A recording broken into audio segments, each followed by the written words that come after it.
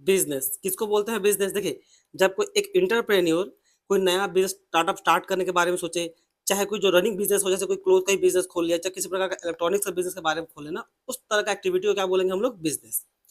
Profession किसको बोलते हैं? देखिए, प्रोफेशन में आने के लिए किसी खास एक प्रोफेशनल बॉडी सबका आपको सर्टिफिकेट ऑफ प्रैक्टिस या फिर बोले किसी प्रकार का डिग्री लेना पड़ेगा। जैसे क्या? जैसे कि बेस्ट एग्जांपल समझ लीजिए हम लोग का सीए, ठीक है?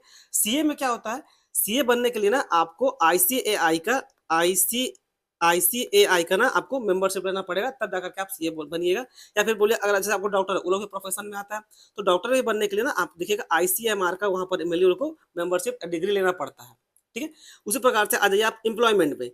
एम्प्लॉयमेंट किसको बोलते हैं? एम्प्लॉयमेंट में क्या होता है, जो सिविल नौकरी जो होता है ना, आम बोल-चाल भाषा में जिसको हम लोग जॉब बोलते हैं या नौकरी बोलते हैं, उसी को क्या बोलेंगे? एम्प्लॉयमेंट। इसमें क्या होता है, वो जो इसमें आपको सिंपली एक अपॉइंटमेंट लेटर आएगा, उसमें आपका कॉन्ट्रैक्ट रहेगा भाई, कि ये आपको करना है, ये आपको नहीं करना है। उसी के हिसाब से आपको काम-काज करना है, ठीक है?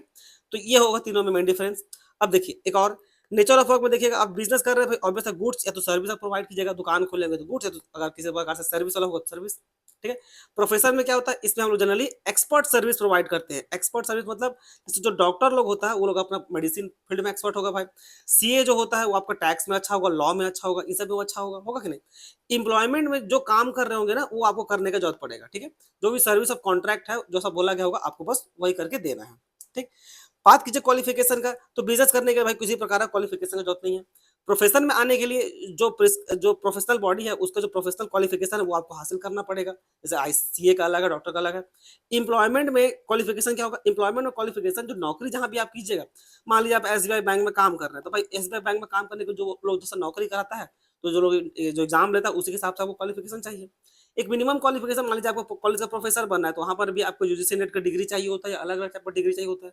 तो जो भी चीज़ का क्वालिफिकेशन होता है, वहाँ पर आपका एम्प्लॉयर जहाँ पर आप काम कीजिए, वो खुद डिसाइड करके बताएगा भाई कि आपके पास इतना मिनिमम क्वालिफिकेशन होना चाहिए। सीधा आ जाइए अब इधर रिस्क में। रिस्क क्या होता है? बिज़नेस में बहुत हाई होता है और वैसा हाई रहता है तो प्रॉफिट भी हाई रहता है।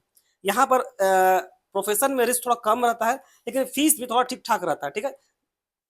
नौकरी में ऑलमोस्ट लिटिल या बोलिए किसी प्रकार का रिस्क रहता है। प्राइवेट नौकरी में थोड़ा रिस्क रहेगा, सरकारी नौकरी तो ऑलमोस्ट सैलरी को लेके आपका रिस्क रहने की ज़रूरत नहीं है। पर कभी भी ये मत सोचिएगा सरकारी नौकरी कभी आपको नौकरी से निकाल जाएगा, नहीं, निकाल दिया जा सकता है। फिर कोड ऑफ कंडक्ट ये बहुत इंपॉर्टेंट है। बिज़नेस में किसी प्रकार का कोई भी कोड ऑफ कंडक्ट नहीं होता।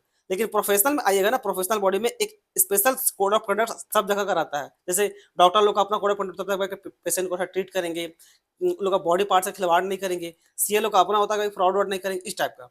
और जहाँ कंपनी जहाँ काम कीजिएगा उसका अपना एक कोड ऑफ कंडक्ट होगा सो। तो ये मेन डिफरेंस है बच्चों। और डिटेल में समझने के लिए ट्रायंगुलर शेप का बटन को दबाइए।